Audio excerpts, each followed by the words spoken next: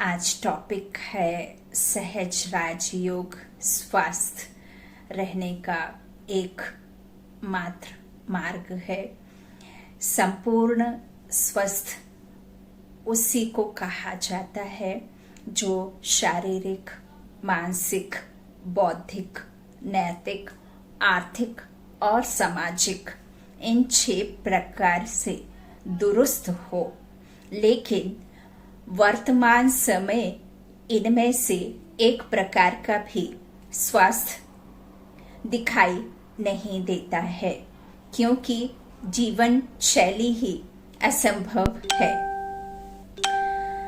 दवाइयाँ एक बीमारी को ठीक करने के साथ दूसरी बीमारी को बढ़ा देती है। जैसे शरीर को ठीक करने वाली दवाई मन को खिन्न करती है और खिन्नता शरीर को शक्तिहीन बना देती है। नैतिक, आर्थिक और सामाजिक स्वास्थ्य की किसी में महसूसता तक ना होने के कारण तीनों पतन के कारगर कगार पर हैं। ऐसे समय में मनुष्य को संपूर्ण स्वास्थ्य प्रदान कराने वाला एक मात्र मार्ग है भगवान शिव पिता का सिखाया हुआ सहज राजयोग।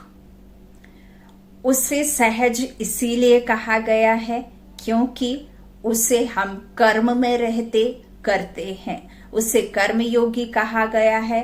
उसे सिर्फ याद से आपके अंदर के सब अवगुण खत्म होते, आपके जन्म जन्मांतर के पापों का विनाश होता याद में रहने से।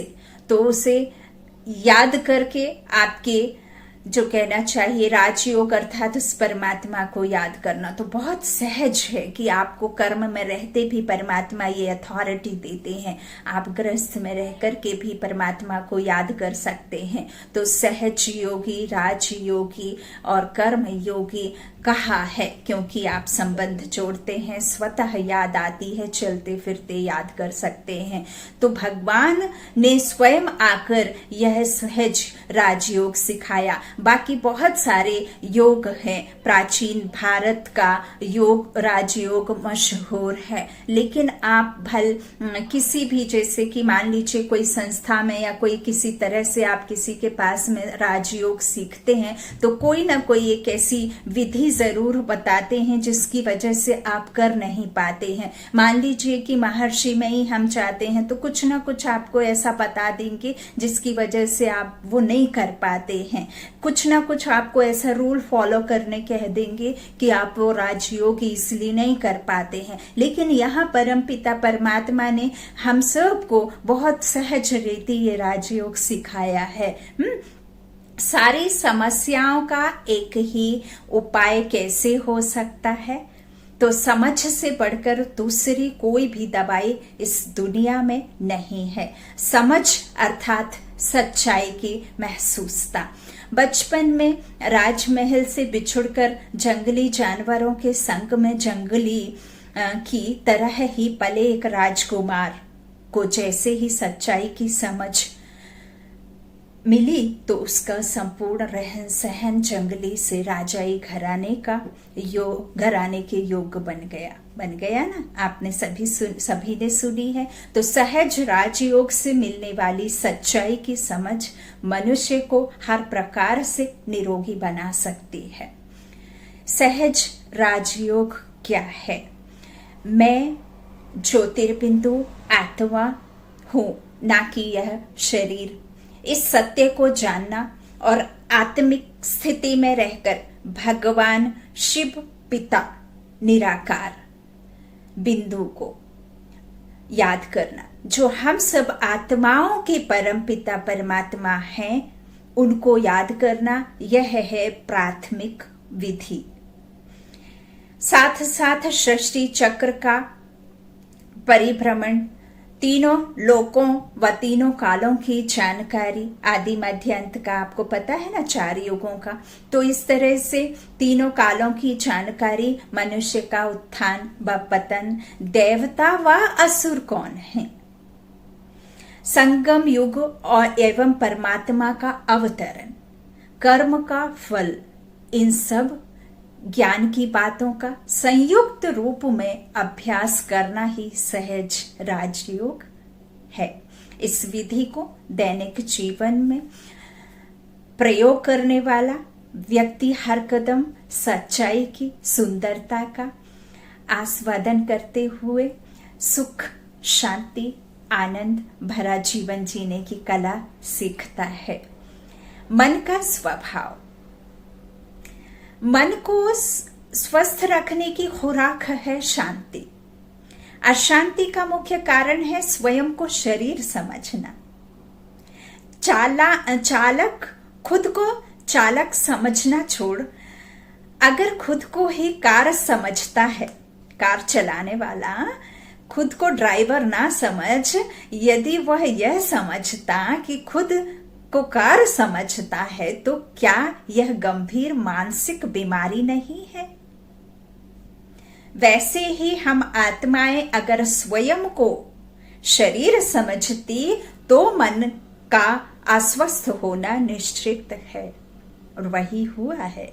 जब से हमने खुद को शरीर समझा, मैं को नहीं पहचाना, मैं को यहाँ मारना नहीं है, मैं को समझना है, और मैंपन से आपको बाहर निकलना है कि मैं कहने वाली मैं कौन हूं और मेरा कौन है और हम सब कौन है। मैं को मारना नहीं है, मैं को पहचानना है कि मैं एक चैतन्य शक्ति आत्मा हूं जो इस शरीर को चला रही हूं, कर्मेंद्रियों के द्वारा कार्य कर रही हूं।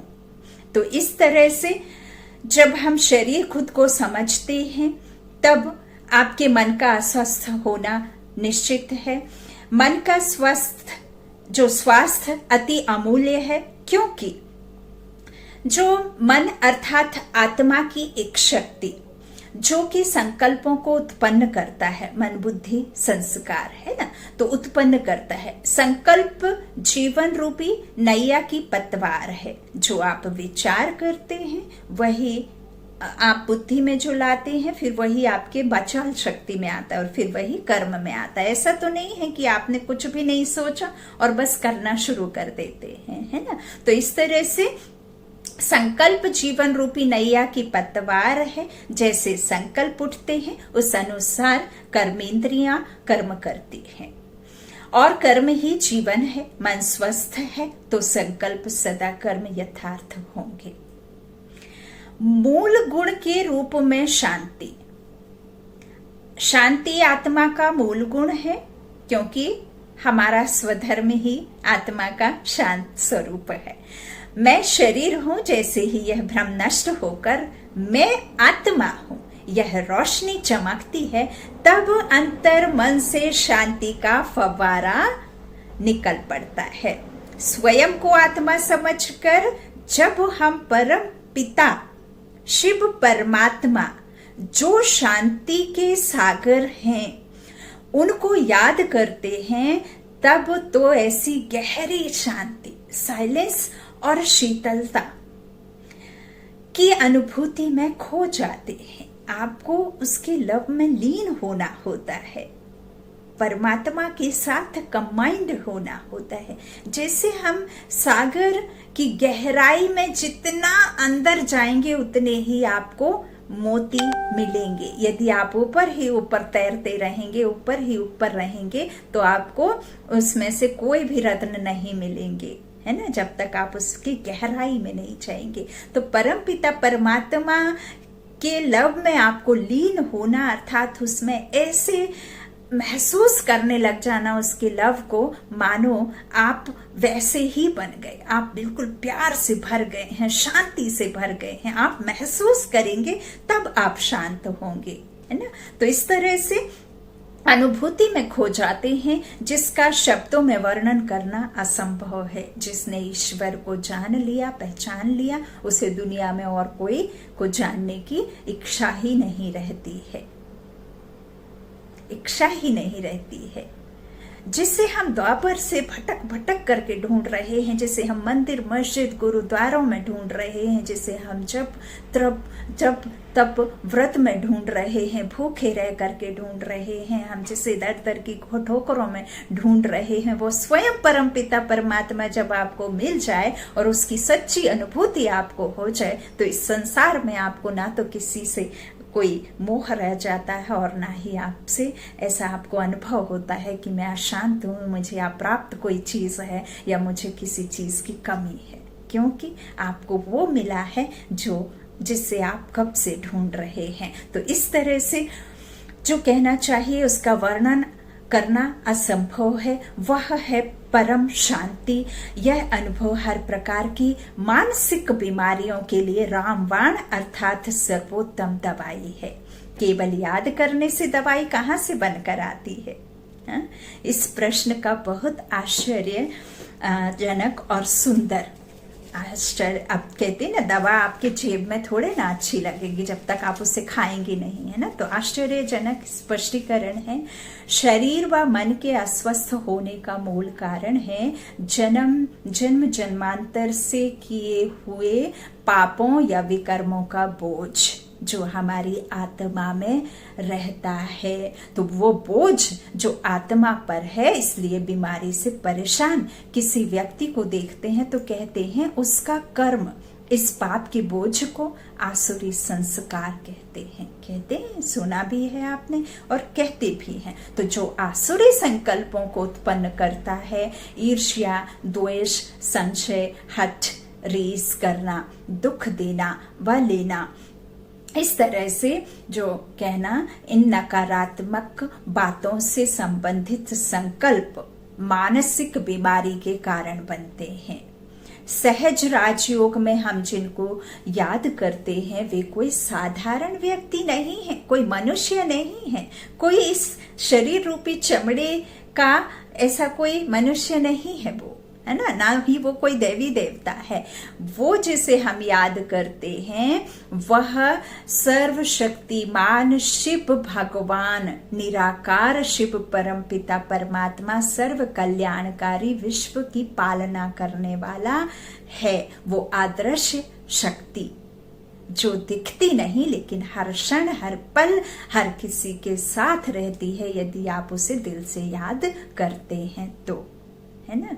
यूं तो फिर सर्वात्माएं ही उस परमात्मा की संतान है, लेकिन उन्हें नहीं पहचाना तो फिर कैसे उनके बच्चे बने, है ना। तो इस तरह से जो सर्वशक्तिमान शिव भगवान है, याद करना अर्थात बुद्धि के माध्यम से संबंध जोड़ना। मन बुद्धि के विमान में आपको जाना है, ऐसे नहीं है कि आपको शरीर छोड़ करके चले जाना है। आत्मा शरीर से चली गई मतलब आप मृत घोषित हो गए। मन बुद्धि के विमान बिना टिकट, बिना खर्च, बिना किसी उसके मेहनत के जाना है। मन बुद्धि के विमान में बैठ करके परमपिता परमात्मा के पास। तो उसमें कोई खर्च नहीं। जो दौड़ भाग करके आपको ना मिले वो ये दुनिया है, और जो बिना दौड़ भाग के मिले वो परमात्मा है, जिसमें कोई खर्चा, कोई मुश्किल ना है ना। तो इस तरह से उससे संबंध जोड़ना है। बुद्धि रूपी तार द्वारा परमात्मा की शक्तियां आत्मा की तरफ प्रभावित होकर आत्मा के आसुरी संस्कारों को ही भस्म कर डालती है, जो कि बीमारी की जड़ है। ओम शांति। संबंध संपर्क में शांति। परिस्थितियों से गुजरते या संबंध संपर्क में आते औरों के प्रतिकूल स्वभाव, संस्कार, व्यवहार को देखकर भी मन अशांत होता है, लेकिन सहज राजयोग के अभ्यासी को इस बात का निश्चय रहता है कि इस सृष्टि नाटक में हम सब अभिनेता हैं।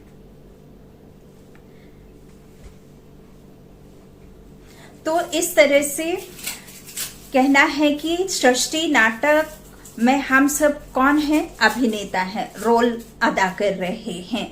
तो हर एक अभिनेता को अपनी अपनी भूमिका मिली है, हर एक आत्मा को अपना अपना पार्ट मिला है, चाहे वो कैसा भी पार्ट हो, लेकिन उसे अपना पार्ट मिला है तो उसे वो पार्ट करना ही है। तो इस तरह से जो भूमिका जिसे मिली है उसे वो निभानी है। इस समझ से औरों को दोषी बनाने का दृष्टिकोण बदल जाता है। सबका ड्रामा साक्षी है, किसी को राम का मिला है, किसी को रावण का, किसी को सीता का, तो किसी को फिर जो कहना चाहिए राक्षसी का भी मिला है। तो जिसको जैसा पार्ट मिला है, ये आत्मा जब ये व्यक्त शरीर को धारण करती, उसके बाद ही कोई माँ, कोई बहन, कोई दादा, कोई दादी, कोई भैया, कोई भाभी, कोई बच्चा, कोई बूढ़ा, कोई कुछ बनता है। लेकिन उसके पहले वो है आत्मा, उसको पार्ट मिला है, तो वो बाद में बनता है सब कुछ। और उसके जो गुण हैं उनको आपको कैसे देखना है? साक्षी होकर के देखना है, आत्मा समझ देखना है। तो इस तरह से जैसे जो मिला है तो वो आप जब उस तरह से उसे देखेंगे तो फिर आपको दोषी बनाने का दृष्टिकोण बदल जाता है। यह बदलाव अशुभ संकल्पों की उत्पत्ति को समाप्त कर स्थायी शांति का गहरा अनुभव कराता है। जब आप पॉजिटिव होंगे तो आप और अधिक पॉजिटिव से भरेंगे तो आपकी वो शक्तियां बन जाती हैं, है ना। श्रेष्ठ संकल्प ही तो आपकी शक्ति का आधार है। तो इस तरह से वह आपको शांति का गहरा अनुभव कराता है। उपरोक्त दोनों प्रकार की शांति का अनुभव मन को सदा के लिए स्वस्थ बना देता है। आपको मैं बाद में जवाब देती हूं।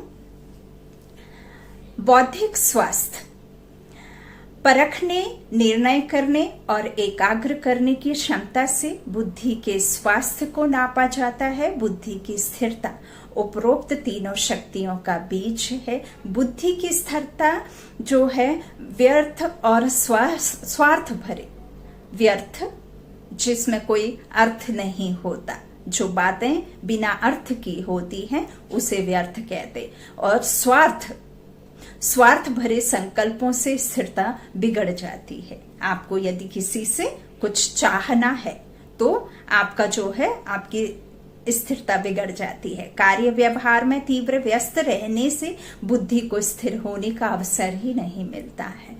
सहज राजयोग के नियमित अभ्यास से व्यर्थ विचारों का क्या है, नेगेटिव से पॉजिटिव में ही आना है। व्यर्थों को खत्म करना और समर्थ में रहना, वही आपको ये राजयोग सिखाता है। व्यर्थ समाप्त हुआ, समर्थ संकल्प आने शुरू हुए, और जो भी आपकी कहना चाहिए गलत सोच है, गलत विचार है, गलत कर्म है, वो धीरे धीरे आपके खत्म होते चले जाते हैं, धीरे धीरे वो समाप्त होते चले जाते हैं। तो इस तरह से जो आपका सहज राजयोग के नियमित अभ्यास से व्यर्थ विचारों व स्वार्थ को जो त्यागना सहज हो जाता है ना। तो इस तरह से इससे व्यस्त रहते हुए भी बुद्धि को स्थिर रखने की क्षमता आ जाती है। स्थिरता से इन तीनों शक्तियों का विकास होता है।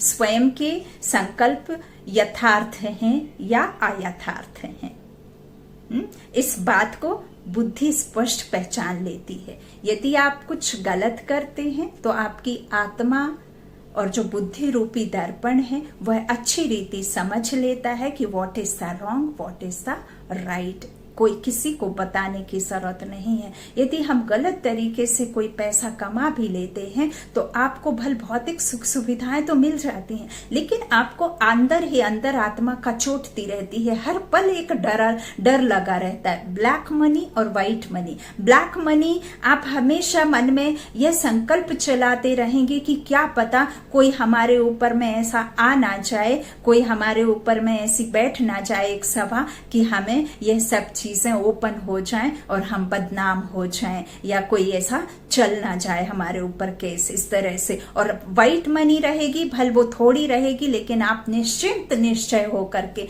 आप आराम की नींद लेकर के, चैन की नींद लेकर के सोएंगे। भले ही आपको सुख सुविधाओं में बहुत कमी होगी, आपकी लाइफ लग्जरी नहीं होगी, लेकिन आपकी अंतरात्मा लग्जरी लाइफ जी रही होती है, आत्मिक संतुष्टि के साथ जी रही होती है, अनुभूति अच्छी होती है। है। तो इस तरह से जो बात है कि स्पष्ट पहचान लेती है, जिससे पाप कर्म करने से स्वयं को रोक सकते हैं।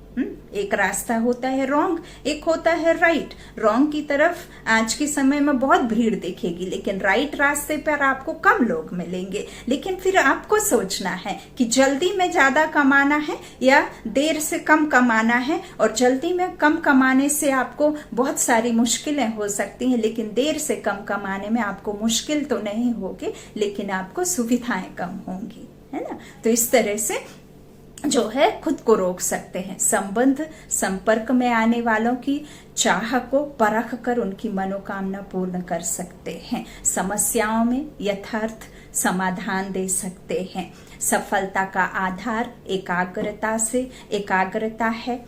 राजयोग से जब चाहें, जहां चाहें, जितना समय चाहें, बुद्धि को एकाग्र करने की क्षमता आ जाती है। शारीरिक स्वास्थ्य, शरीर को स्वस्थ रखने के मुख्य घटक हैं हार्मोन्स।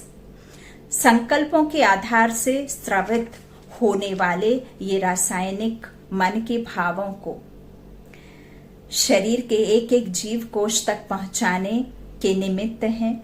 शरीर स्वास्थ्य लाभ, शरीर के सर्व अंगों की यथार्थ कार्यविधि, ये सारी बातें हार्मोन्स के स्राव पर अवलंबित है। शरीर में लगभग 50 हार्मोन्स हैं जिनके संतुलन से मानव तंदुरुस्त और क्रियाशील रहता है। तो जो इस तरह से कहना चाहिए कि gamma amino butyric acid, GABA जिसे कहते हैं, जो मस्तिष्क को विश्रांति देता है। सोमेटोट्रोपिन जो शरीर के अंगों को अभिवृद्धि करता है। मेलेटोनिन जो रोग निरोधक शक्ति बढ़ाता है। घ्रेलिन जो भूख को बढ़ाता है। यह सारे महत्वपूर्ण हार्मोन्स गहरी नींद में जब मन से डेल्टा तरंगें निकलती हैं, तब अधिक प्रमाण में स्रावित होते हैं। लेकिन वैज्ञानिक उपकरणों से यह सिद्ध हुआ है कि सहज राजयोग के अभ्यास के समय मन द्वारा गहरी शांति की अनुभूति किए जाने के कारण भी सबसे अधिक शक्तिशाली डेल्टा तरंगें निकलती हैं, जो हार्मोन्स के स्राव को सुधारती हैं। शुद्ध आहार का भी बहुत महत्व है। डॉक्टर्स भी कहते हैं, अभी कोरोना काल में भी डॉक्टर्स ने ये भी कहा कि आप भल दवाइयां ना लो, लेकिन आप भोजन बहुत पौष्टिक करो। मल्टीविटामिन टैबलेट को आपको बंद कर सकते हैं, लेकिन आपको उसके बदले में आपको इतने पौष्टिक भोजन को ग्रहण करना है। संतुलित कहते हैं ना, सात्विक जिसे हम कहते हैं, जैसे सैलड है, सबसे ज्यादा जो है कहना चाहिए कि अंकुरित जो अनाज होता है उसमें कुछ भी नहीं डालना होता। तो ऐसे सब जो कहना चाहिए सैलड, फ्रूट्स रहते हैं, ड्राई फ्रूट्स रहते हैं, ये सबसे ज्यादा मल्टीविटामिन्स टैबलेट का कार्य करते हैं। इससे आपको कोई और अधिक जरूरत रहने लेते की नहीं होती है। जैसे कि आप बॉइल्ड चीजें खाएं तो आपको ज्यादा अच्छा है, बल्कि आप ऑयली फूड खाएं तो आपको बहुत नुकसान करता है ना। ऑयली फूड कभी कभी की चीजें हैं, लेकिन आप जो बॉइल्ड फूड खाते हैं वो आपको बहुत अधिक जो है फायदे वाला होता है। तो शुद्ध आहार का भी बहुत महत्व है। भोजन बनाने वालों की दूषित मानसिक तरंगों का असर आहार पर और उसके स्वीकार करने वाले, ये बात बहुत इंपॉर्टेंट है। जो भी है खाना घर में बनाते हैं, भाई भी बनाए, चाहे बहनें बनाए, माताएं बनाए, लेकिन ये बहुत अधिक जरूरत है आज के समय में कि आपकी जो सोच है खाना बनाने के समय, वो आपकी सोच किस तरह की है, वो सोच ही सामने वाले खाने वाले पर प्रभाव डालती है। यदि आप चिड़चिड़ कर बनाएंगे तो वो पूरे दिन चिड़ेगा। उसे ऑफिस भी जाना होता है, उसे घर से बाहर भी काम करना होता है, और आप किस मनसा से खाना बना रही हैं वो उस पर हावी होती हैं चीजें। और आज तो कितना तमो है, पूरा कहना चाहिए हर एक में बीमारी के डर के, इस तरह के कितने अधिक से अधिक कहना चाहिए नेगेटिव संकल्पों से हर चीज भरी हुई है ना। ऐसी कोई नहीं है वातावरण में जिसमें डर के, भय के, रोग के भरे ना हो उसमें संकल्प, है ना। भले वो जो है स्थूल चीजें हो या लाइव चीजें हो, सब में है हालत यही। तो इस तरह से असर दोनों पर पड़ता है, जो बनाता है और जो खाता है ना। तो इस तरह से दोनों पर पड़ता है, तो वो अस्वस्थता लाती है। वह भी एक बहुत बड़ी वजह है अस्वस्थ होने की। तो सहज राजयोग में परमात्मा शिव पिता की याद में रहकर भोजन बनाना और याद करते हुए उसे स्वीकार करना। ऐसा नहीं कि जो बनाता है सिर्फ उस पे ही सारा भार है, जो खाता है उसे भी करना है, पॉज होना है, 10 सेकंड रुकना है, अपनी थाली में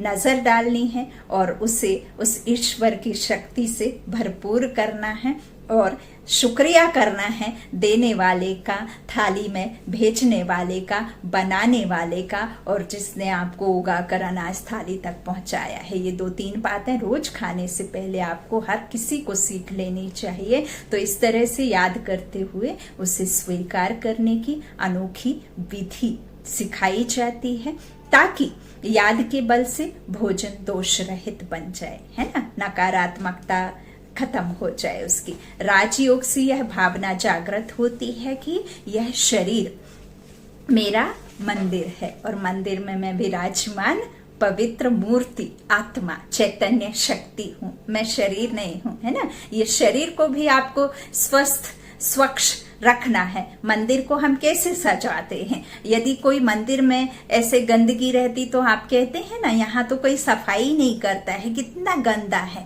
तो इसी तरह से ये मंदिर में हम विराजमान मूर्तियां, है ना, तो पवित्र मूर्ति हूँ और ये शरीर मेरा मंदिर है। मंदिर को अंदर बाहर साफ रखते हैं, है ना, और अपवित्र वस्तु को अंदर नहीं लाया जाता। रखते हैं ना मंदिर में, अंदर भी और बाहर भी सफाई। तो इस तरह से अपवित्र चीज को अंदर नहीं ले जाया जाता मंदिर के अंदर। वैसे ही राजयोगी अपवित्र खान पान और अस्वच्छता से दूर रहता है, अंदर से भी बाहर से भी स्वच्छ। तो शरीर को स्वस्थ रखने का एक अन्य घटक है नींद।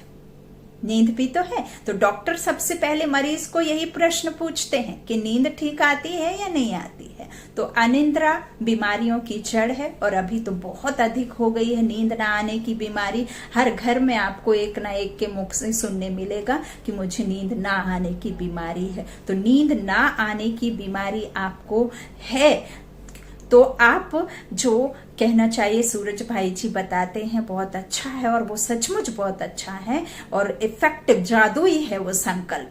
आप कॉपी पेन, आप नॉर्मली भी कभी भी आपने एक्सपीरियंस भी किया होगा, यदि आप कोई भी चीज पढ़ते हैं सोने से पहले तो आपको कितनी जल्दी कब नींद आ जाती है पता ही नहीं चलता। कोई अच्छा लेख ले लें, कोई अच्छी कहानी ले लें, कोई बाबा की मुरली ले लें, कुछ संकल्प ले लें, कुछ भी लिखें आप कि मैं पवित्र आत्मा हूं, मैं देवकुल की देव आत्मा हूँ, मैं मास्टर सर्वशक्तिमान हूँ, मैं महान आत्मा हूँ। कुछ ना कुछ आप ऐसे डायरी पेन लेकर के आप लिखना शुरू करेंगे। आप शुरू में तो लिख पाएंगे शायद, लेकिन आप यदि 108 का टारगेट रखेंगे तो मुश्किल से आप 11 लाइन भी नहीं लिख पाएंगे और आपकी नींद आनी शुरू हो जाएगी, बिना मेडिसिन के, बिना किसी बात के, बिना किसी डॉक्टर के इलाज के। ये बिल्कुल जादुई संकल्प है, इसमें बहुत शक्ति है। ये 10 से 11 दिन भी आप सही रीति कर लें तो आपकी बीमारी जो कई वर्षों की है नींद ना आने की, वह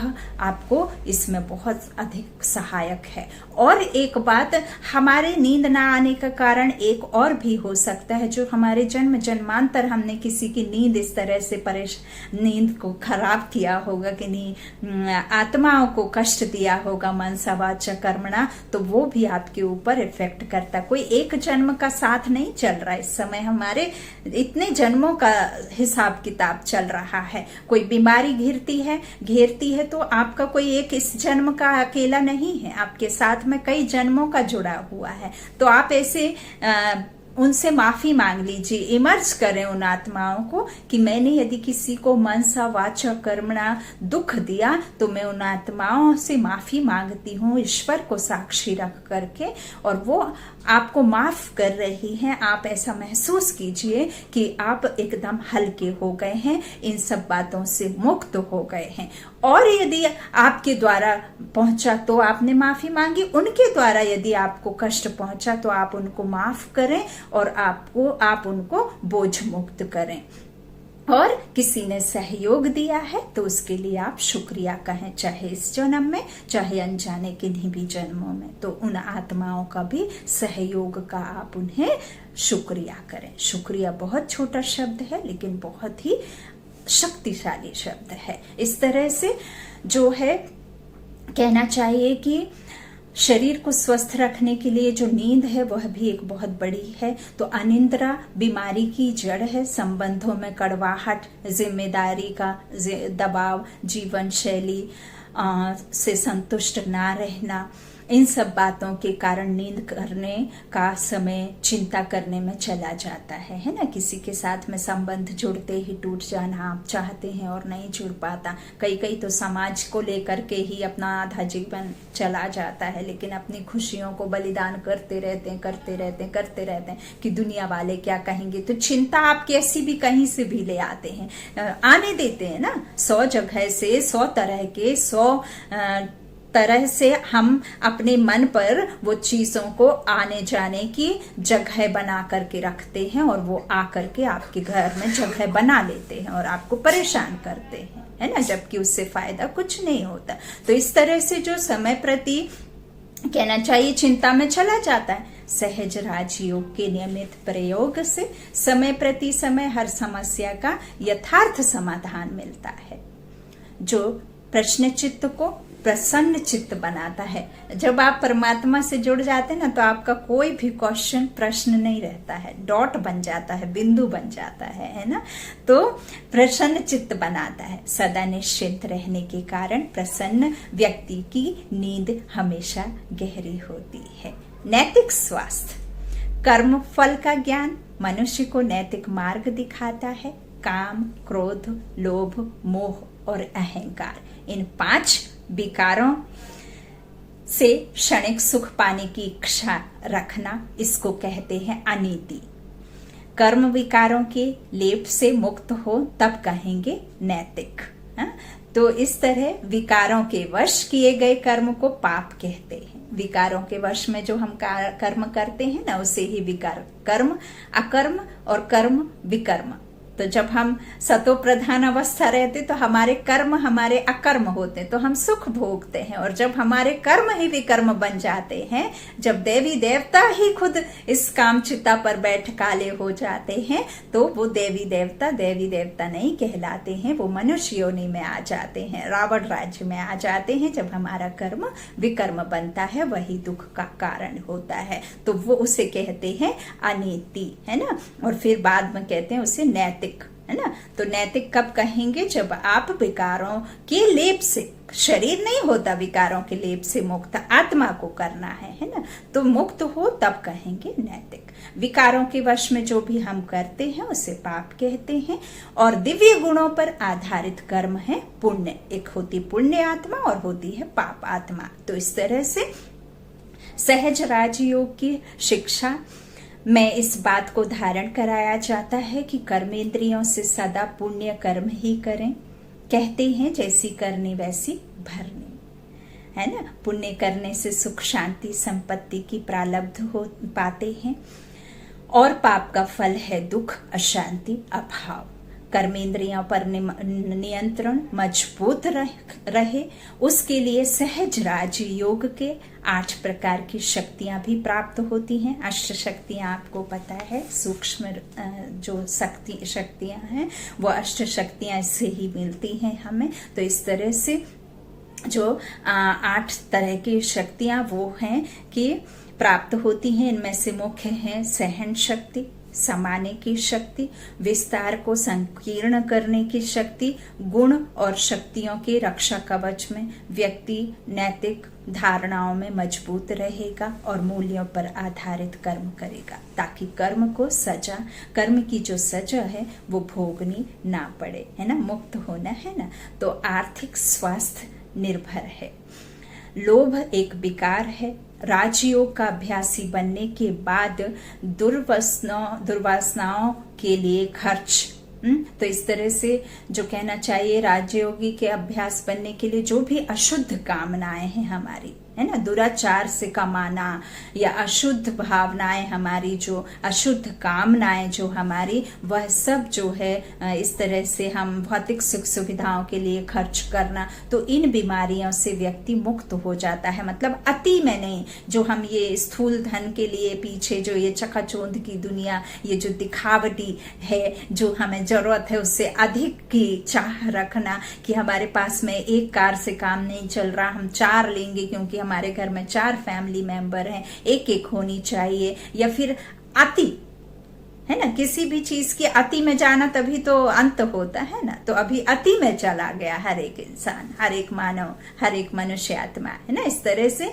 तो इन सब चीजों से आपको जो है उपराम रहने का मिलता है। तो इस तरह का जो कुछ भी इच्छाएं फिर खत्म हो जाती है ना। तो इन बीमारियों से व्यक्ति मुक्त हो जाता है। जैसे कमल कीचड़ में रहते हुए भी स्वच्छ रहता है ना, उस पर डॉट गिरता है तो वो हटा देता है, सिल्क के जैसे फिसल जाता है, तो इस तरह से वो स्वच्छ रहता है। वैसे ही प्रपंच भरे वातावरण में रहते हुए भी वह निर्लोभी रहता है। इस तरह से, अर्थात धन के लालच से न्यारा रहता है। शिव पिता की याद में रहकर मेहनत व प्रामाणिकता से कमाता है और उस धन को सकारात्मक और कल्याणकारी कार्यों में सफल करता है। जब आप ईश्वर की याद में रहकर कोई कर्म करते हैं, भले वो धन कमाना हो या कुछ भी करना हो, तो वह आपका निरर्थक नहीं होता है ना। परमार्थ के लिए इस तरह से हमें परमार्थ की याद में रह के परमार्थ के कार्यों में ही चला जाता है, तो सफल हो जाता है। अब सामाजिक स्वास्थ्य, अशांति, भय, असुरक्षा महसूस होने का कारण है अपनेपन का अभाव। जात, मत, धर्म, भाषा, देश, उच्च नीच आदि अनेक प्रकार के जो भेदभाव, मेरा, तेरा, राग, द्वेष से भरे नकारात्मक भावों से ग्रस्त मानव अपनेपन की जो है सुंदर भावना को खो बैठा है। प्रेम लेना चाहता है, देना नहीं जानता।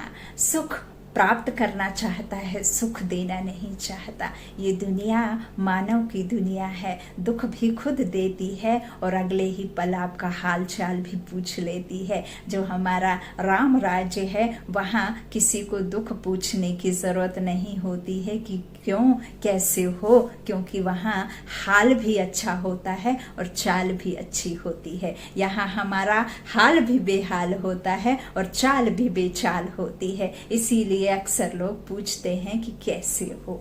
वहां कोई किसी से पूछता नहीं है कि क्यों, कैसे हो, क्योंकि पता है कि चाल भी अच्छी है और हाल भी अच्छा है ना। तो इस तरह से ये सब चीजें अभी बिल्कुल ही खत्म हो गई है। इसका मुख्य कारण है हम सब किसके बच्चे हैं, यह बात हम भूल गए हैं। इस सच्चाई को ना जानना कि हम एक ईश्वर की संतान, आपस में आत्मा भाई भाई हैं, यह बात हम भूल गए। हमने छोटे छोटे परिवार में, हमने बड़े बड़े परिवारों को भी 2-2 के परिवार में बांट दिया है। अब तो हम हमारे का 2 का भी चला गया है किस्सा। अब तो अकेले रहने का हो गया है। एक फैमिली में 5 भाई हैं तो 5 फैमिली हो गई। एक फैमिली में यदि 2 भाई हैं तो 2 फैमिली हो गई। पहले तो संयुक्त परिवार, इतने बड़े बड़े परिवार में रहते हुए भी लोग एक की मत पर चलते थे, तो अब वह सब कोई चाहता नहीं है। तो अब जब एक फैमिली के 5 लोग 5 फैमिली बना चुके, तो आप सोच सकते हैं कि ईश्वर एक, हम सब एक, ये बात जानने में, समझने में लोगों को कितना समय लगता है। इसको समझना है। सेकंड्स की बात है, लेकिन लोग समझते नहीं है और ना ही समझना चाहते, क्योंकि लोग समझते हैं कि आध्यात्म से जुड़ना अर्थात हमारा जो भी हमारे शान शौकत हैं, जो हमारे भौतिक सुख सुविधाएं हैं, उनको उनसे हमें जो है अपना पल्ला झाड़ना, जबकि परमात्मा ऐसा नहीं कहते हैं, है ना। ये ईश्वर नहीं कहते हैं कि आप अपना घर बार छोड़ो, अपने सुख सुविधाएं छोड़ो, ऐसे बाबा बिल्कुल भी नहीं कहते हैं, है ना। तो यह सब सच्चाई है। इस सच्चाई को ना जानना, सहज राजयोग हमें इस सच्चाई का दर्शन कराता है कि हम सब एक पिता की संतान हैं। जैसे चावल को अंग्रेजी में राइस, हिंदी में चावल, मराठी में तांदूल, जापान में गोहन, चाइना में माइफन कहते हैं, परंतु वस्तु तो एक ही है। वैसे भगवान शिव पिता को अंग्रेजी में गॉड, हिंदी में शिव, इस्लाम में अल्लाह आदि विविध नामों से पुकारा जाता है, लेकिन है एक ही पिता। इस तरह से एक पिता के हम सब बच्चे इस महसूसता से भेदभाव की मनोवृत्ति नष्ट होकर भाईचारे की भावना या अपनापन जागृत होता है।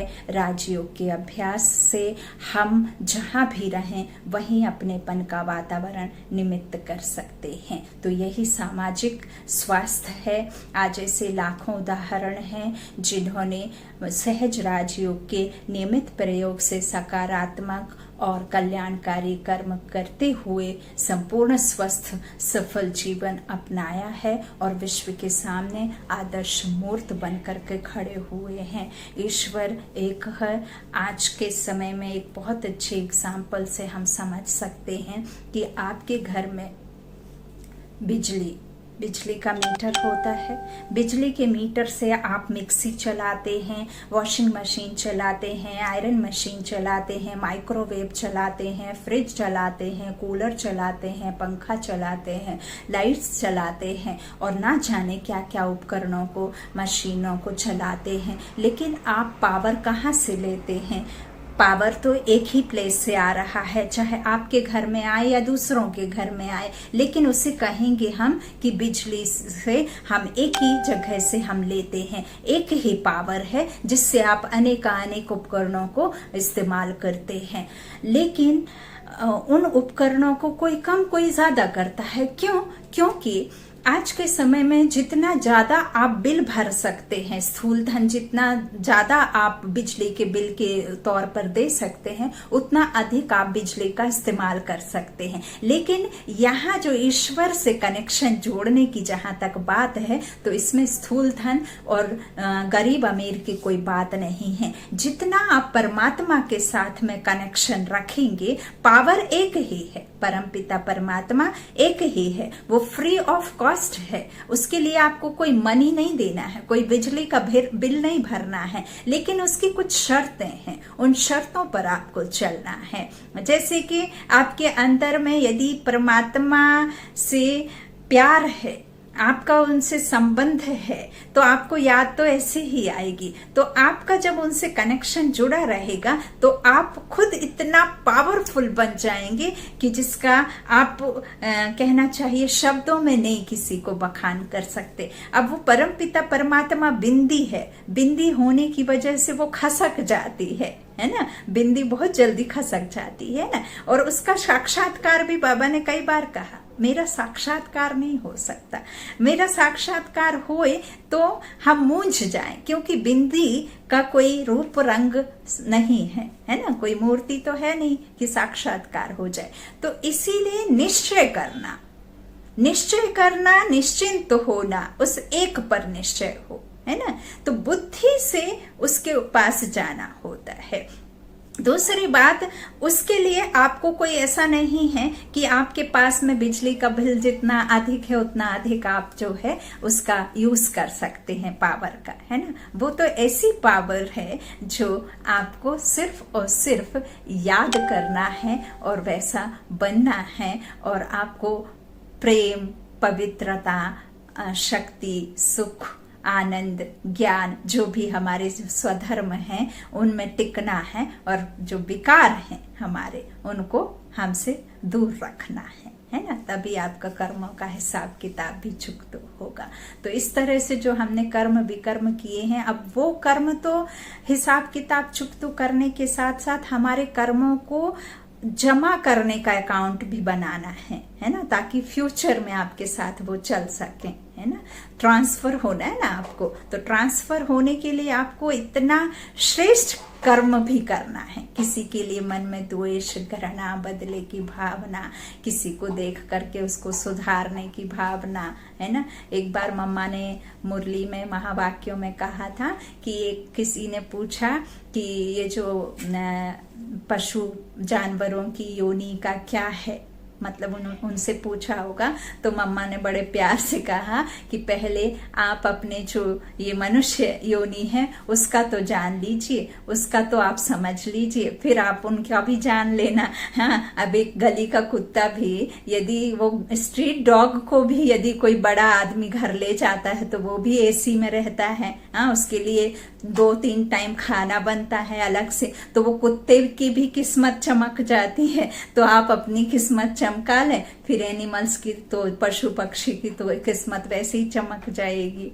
है ना। किसी बड़े ने अडॉप्ट कर लिया तो वो उसका नाम भी रख देते हैं, एड्रेस भी रख देते हैं, तो उनकी जीवन तो ऐसे ही सुधर जाती है। तो पहले जो आत्मा तिरछी हुई है, तो उसे तो पहले सीधा कर लो, फिर कमर और हाथ पैर भी सीधा कर लेना। आज इस चकाचौंध की दुनिया में इस शरीर को संवारने में ही लोगों ने 18-18 घंटे अपना जो है, कहना चाहिए कृत्रिम चीजें से अपने को संभालना शुरू कर दिया है। जिम जाना, हाँ, एक्सरसाइज करना, ये सब करना, ये बड़े बड़े जो करना, जितना पैसा कहाँ खर्च करें, कहाँ खर्च करें, है ना। तो शरीर, अब घर में तो कुछ काम करना नहीं है तो फिर बाहर ही जाकर एक्सरसाइज, क्योंकि बिना एक्सरसाइज के आप शरीर से फिट नहीं रह सकते हैं, है ना। तो उसमें ये चकाचौंध में दुनिया खोई हुई है, जबकि बाबा कहते हैं कि ये सब यहाँ ही छोड़ करके जाना है।